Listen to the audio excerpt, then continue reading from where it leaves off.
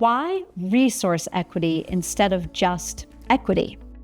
When it comes to achieving great outcomes for all students, you might be wondering why focus on resource equity specifically and not equity more broadly? The answer comes down to what's needed for deep systemic change. Equity in education can sometimes refer to the need for anti-bias training for teachers, or making sure students are engaged in conversations about race and racism. And while these things are important and can have a huge impact, widespread system-level resource shifts are needed to impact whole classes and generations of students as they move through a district. Let's hear from Dr. Irvin Scott from Harvard's Graduate School of Education on why equity conversations about race and identity are an important start, but aren't enough. Race is oftentimes a way we can determine who's being served and who's not being served. What I would say is it's important not to stop there. And you really have to stop and ask yourself, through the use of data, who's being served? Who's not being served? And when you think about a detective, that's what a detective does. They stop, they pause, they ask questions.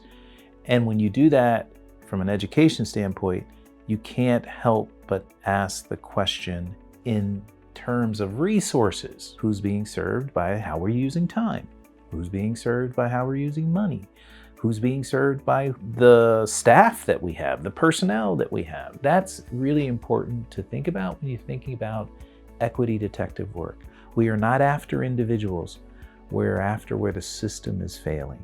And if we can all own that, from teacher to principal to individual staff members in a school to system level leaders, we're all looking for who's being served and who's not being served.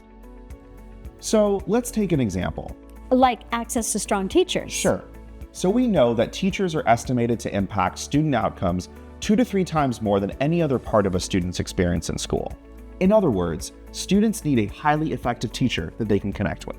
Now, when thinking about equity, you might consider the importance of having those teachers engage in anti-bias training, for example. Great idea. And let's consider that students attending more affluent schools are twice as likely to have an experienced teacher than a student in a district's highest poverty school.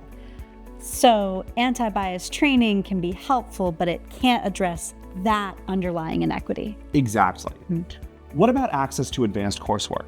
Oh, yes, great example.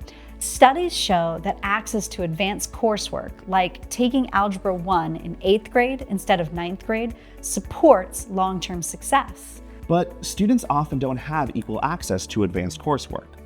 In one district, for example, 51% of white 8th grade students enrolled in Algebra 1, while only 7% of Black students enrolled in that course. Now, traditional equity work might look at that gap and assume that the district's Black students simply need help to achieve the needed proficiency for Algebra 1. But resource equity work digs deeper.